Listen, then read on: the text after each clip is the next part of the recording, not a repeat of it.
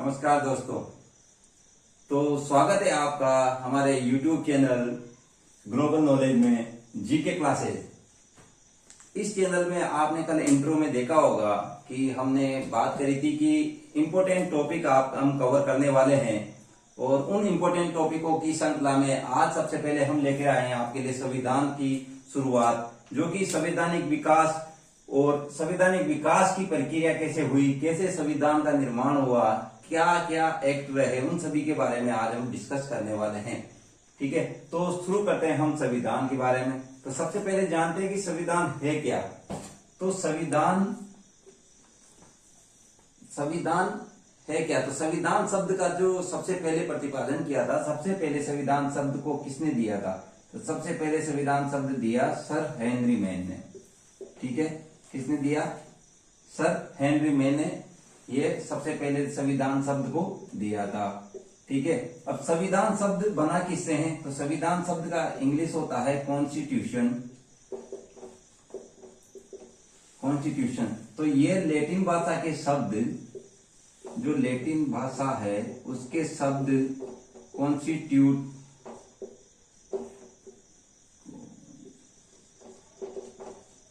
Constitute से बना है, जिसका अर्थ होता है बनावट।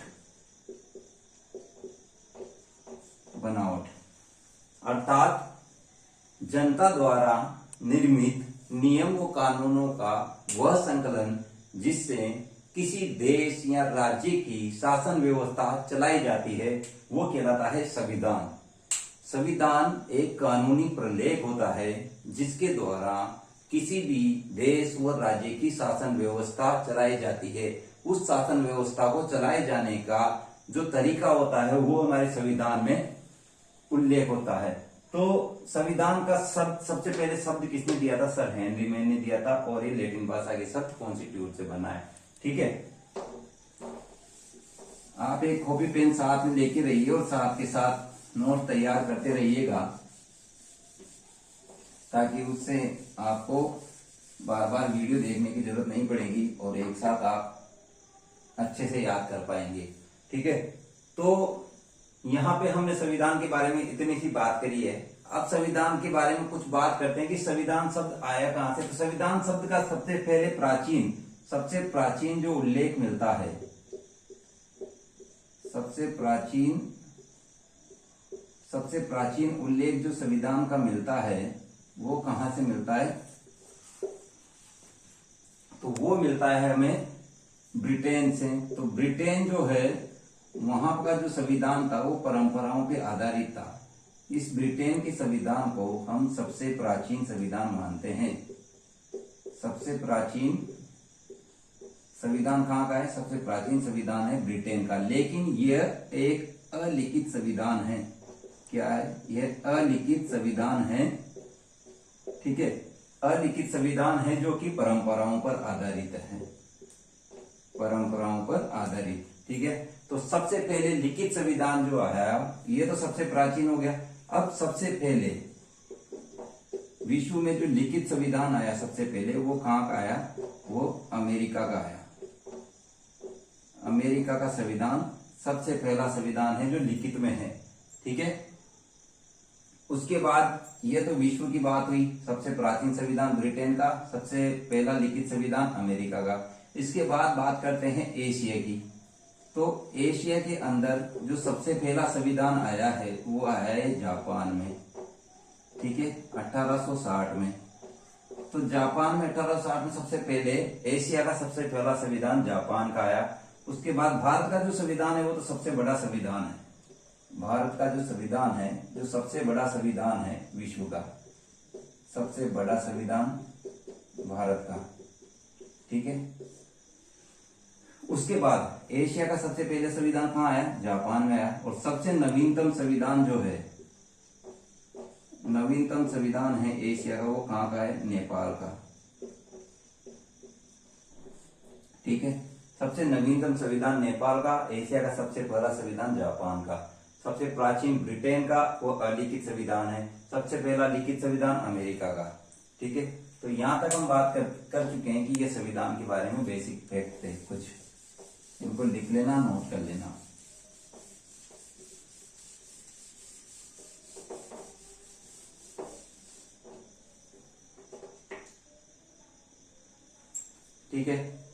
यहाँ तक हमने देखा संविधान के बारे में। तो संविधान के बारे में इसको देखने के बाद अब हम करते हैं कि संविधान की प्रक्रिया कैसे हुई, संविधान विकास का निर्माण कैसे हुआ।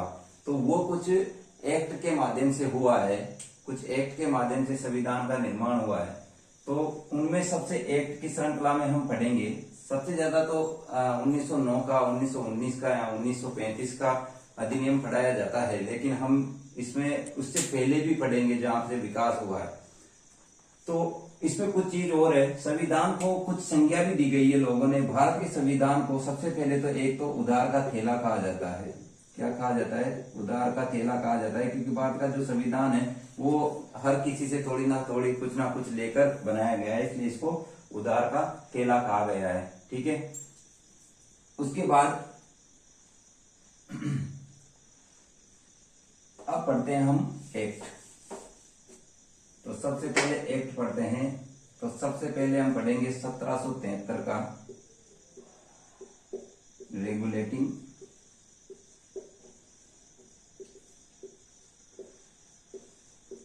1773 का रेगुलेटिंग एक्ट। 1773 के रेगुलेटिंग एक्ट, 1773 का रेगुलेटिंग एक्ट के बारे में हम पढ़ेंगे। तो 1773 का जो रेगुलेटिंग एक्ट है उसमें क्या क्या हुआ। तो सबसे पहले तो इसके बारे में कहा जाता है, तो ये संवैधानिक विकास की प्रक्रिया में जो संवैधानिक, भारत का जो संवैधानिक विकास है, विकास की जो प्रक्रिया है उसकी शुरुआत यहां से मानी जाती है। और ये क्वेश्चन भी आया था कहीं किसी एग्जाम में कि संवैधानिक विकास की प्रक्रिया की शुरुआत किस एक्ट के तहत हुई है, तो वो 1773 के रेगुलेटिंग एक्ट के तहत हुई है। उसके बाद इस एक्ट के तहत 1774 में एक संघीय न्यायालय की स्थापना की गई। ठीक है, संघीय न्यायालय, ठीक है, जिसमें 4 जज थे, एक तो मुख्य न्यायाधीश और 3 अन्य। जो मुख्य न्यायाधीश था उसका नाम था सर एलिजा हिम्पे, सर एलिजा हिम्पे। ये संघीय न्यायालय की स्थापना हुई और इसमें 4 न्यायाधीश थे, जिसमें एक मुख्य न्यायाधीश था और 3 अन्य न्यायाधीश थे। तो मुख्य न्यायाधीश का नाम क्या था? एलिजा हिम्पे। अब ये एक्ट जो आए थे वो ईस्ट इंडिया कंपनी के जो बढ़ते हुए क्रूरता पूर्वक जो शासन कर रही थी ईस्ट इंडिया कंपनी भारत में, उसको दमन करने के लिए ब्रिटिश सरकार ने ये एक्ट बनाने शुरू किए थे, ताकि उसको धीरे धीरे ईस्ट इंडिया कंपनी की पकड़ को मजबूत कर दिया, कमजोर कर दिया जाए और ब्रिटिश ताज के अधीन भारत का शासन लाया जाए। तो उसी वजह से धीरे धीरे इसमें इन्होंने शुरू कर दिया। तो उसी की श्रृंखला में सबसे पहले क्या किया इस एक्ट के तहत, इस एक्ट के तहत पहले क्या है, 3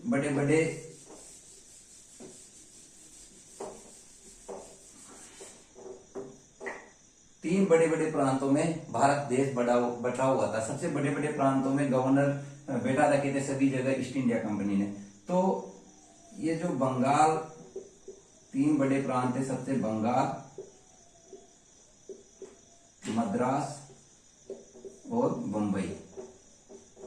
तो बंगाल, मद्रास और बंबई, तो उन्होंने क्या किया, ये जो बंगाल में यहाँ सभी पे जगह पे गवर्नर बैठे रहते थे, यहाँ भी गवर्नर, यहाँ भी गवर्नर और यहाँ भी गवर्नर। ठीक है, तो सबसे पहले इन्होंने क्या किया, जो बंगाल का गवर्नर था उसके अधीन ये मद्रास और मुंबई के गवर्नरों को कर दिया। मतलब इन दोनों को किसके अधीन कर दिया, बंगाल के गवर्नर को। और बंगाल के जो गवर्नर था उसका नाम गवर्नर से गवर्नर जनरल कर दिया गया।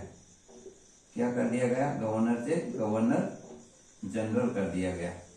ठीक है, बंगाल प्रांत के अधीन मद्रास और बंबई के गवर्नरों को उसके अधीन कर दिया गया और उसका नाम कर दिया गया गवर्नर जनरल। तो उस समय बंगाल का जो गवर्नर जनरल था, उस समय बंगाल का गवर्नर था वॉरेन हेस्टिंग।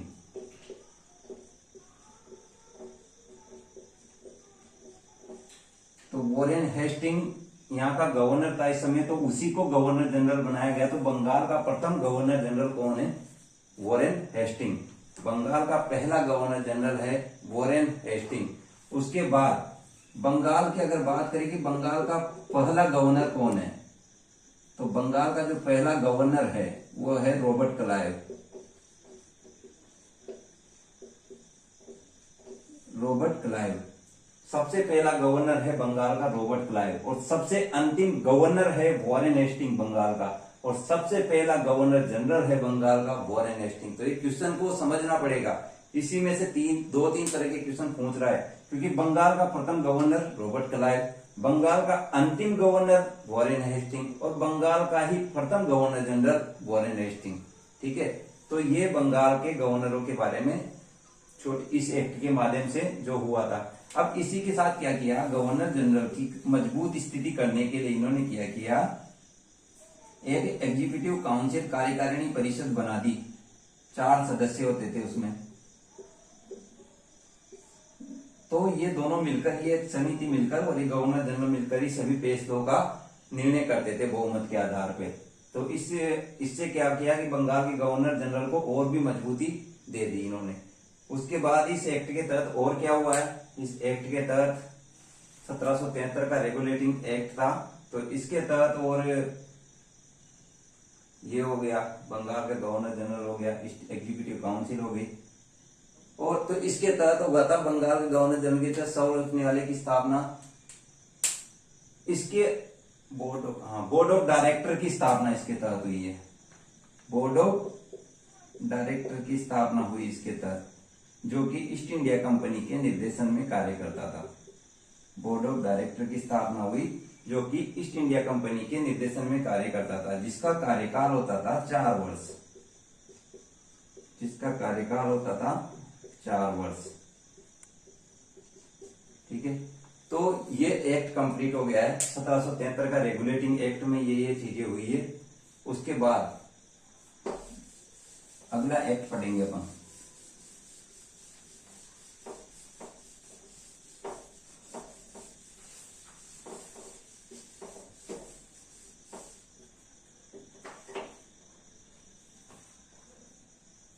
तो अब पढ़ते हैं हम 1784 का पिट्स एक्ट।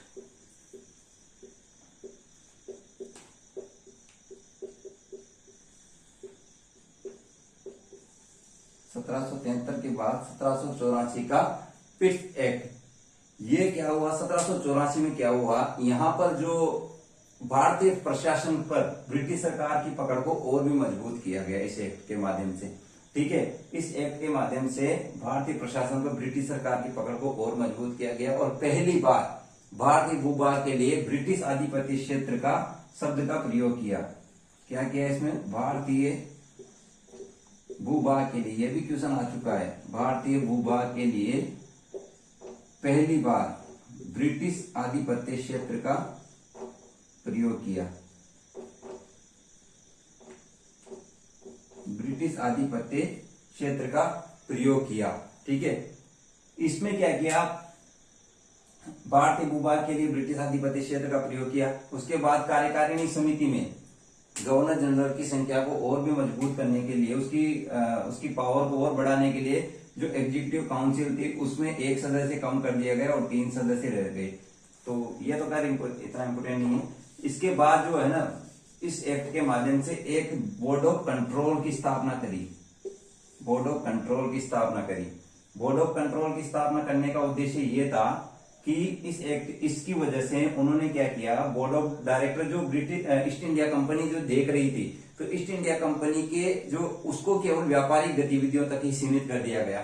जो बोर्ड ऑफ डायरेक्टर था उसको व्यापारिक गतिविधियों तक ही सीमित कर दिया गया, बाकी सारे जो उसके अलावा जो थे वो बोर्ड ऑफ कंट्रोल के नियंत्रण में आ गए थे, यानी कि ब्रिटिश सरकार के नियंत्रण में आ गए थे। बोर्ड ऑफ कंट्रोल जो था वो सीधा ब्रिटिश इंडिया के तहत ब्रिटिश सरकार के निर्देशन में कार्य करता था, और जो बोर्ड ऑफ डायरेक्टर था वो ईस्ट इंडिया कंपनी के निर्देशन में कार्य करता था।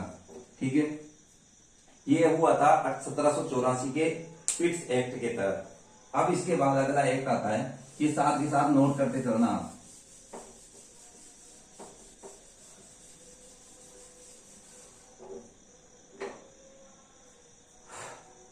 अब पढ़ते हैं 1784 के पिट्स एक्ट के बाद अब आता है 1813 का चार्टर एक्ट।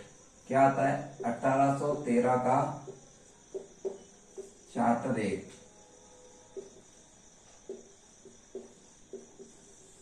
1813 का चार्टर एक्ट में पढ़ते हैं हम। तो इसमें क्या हुआ, ईस्ट इंडिया कंपनी पर और भी दबाव बढ़ाया ब्रिटिश सरकार ने। उन्होंने क्या किया, इनकी जो व्यापारिक गतिविधियों तक भी सीमित था उसको भी अपने नियंत्रण में ले लिया, व्यापारिक गतिविधियों को भी अपने नियंत्रण में ले लिया। और सिर्फ ईस्ट इंडिया कंपनी के लिए, जो ईस्ट इंडिया कंपनी थी उसके लिए, चाहे वो चीन के व्यापार को छोड़कर सभी व्यापारिक गतिविधियां भी उन्होंने अपने नियंत्रण में ले ली। ये केवल चाय और चीन से व्यापार कर सकते थे, बाकी सारी व्यापारिक गतिविधियां उनके अधीन हो गई थी। इस एक्ट के माध्यम से ईसाइयों को अपनी शिक्षा संस्कृति का प्रचार करने की छूट दी गई। क्या किया गया, ईसाइयों को अपनी शिक्षा संस्कृति का प्रचार प्रसार करने के लिए छूट दी गई। ब्रिटिश सरकार ने जानबूझ के किया था ताकि उनकी ईसाई संस्कृति का कब्जा हो जाए, यही शिक्षा पढ़ाई जाए भारत में, ताकि लोग ईसाई संस्कृति से बने रहें। उसके बाद ईसाइयों का संस्कृति, और इस पर पहली बार शिक्षा पर बजट भी घोषित किया गया। शिक्षा पर सबसे पहले बजट भी इस एक्ट के माध्यम से घोषित किया गया। ठीक है, ये थे अभी 2-3 एक्ट थे।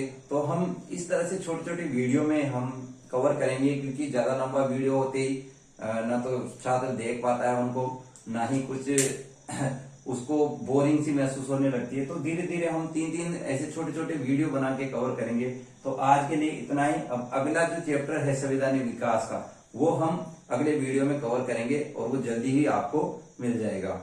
धन्यवाद। अब ज्यादा से ज्यादा आप इस वीडियो को देखो, अच्छा लगे तो लाइक करो, शेयर करो अपने दोस्तों के साथ, सभी को बताओ जो तैयारी कर रहे हैं उनको। और मेरा विश्वास है ये बहुत ही काम की चीजें पढ़ा रहा हूँ, जो है वो आपको बहुत काम आने वाली है आगे जा के एग्जामों में। आपको पता चलेगा जब आप एग्जाम देके आओगे तो आप खुद मिलान करना कि हमने पढ़ा है उसमें से कितना आया।